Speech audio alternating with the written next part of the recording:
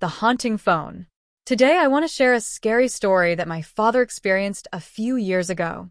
It's one of those stories that gives you chills just thinking about it, and I think this is the perfect time to tell it to you. So, a few years ago, my father lived in a fairly isolated house on the outskirts of town.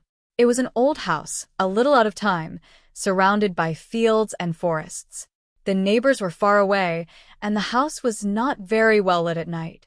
You see the kind of place where the slightest noise seems strange. One winter night, my father was home alone. My mother was away on a work trip, and I was staying with friends for the weekend.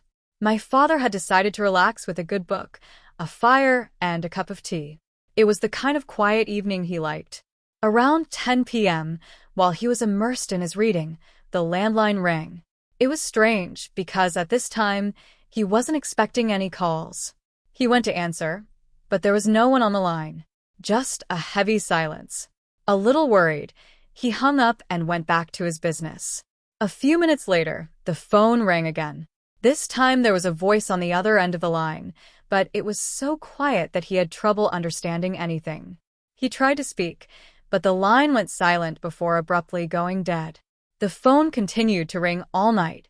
Every time he picked up, there was no one or incomprehensible murmurs.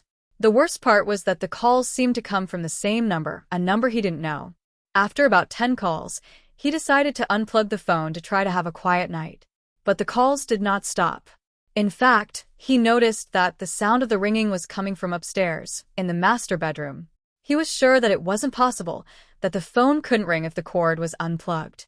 It was extremely disturbing. Just then, he heard a strange noise coming from upstairs, as if someone was moving slowly, dragging their feet. My father took a flashlight and went upstairs to check. He found nothing unusual in the room, apart from the landline phone, which was now covered in dust, as if it had never been touched in years. When he came downstairs, he saw that the calls had stopped, but the atmosphere had become even more oppressive. The lamps seemed to flicker, and every little noise in the house gave him shivers. The next morning, when he called the phone provider to report the problem, he learned that no one had reported similar problems in the area. In fact, the number that appeared on his phone was a phone number that had been disabled for months. The phenomenon stopped as suddenly as it began, without explanation. But for a long time, every time the phone rang, my father couldn't help but wonder if it would happen again. That was the scary story my father experienced.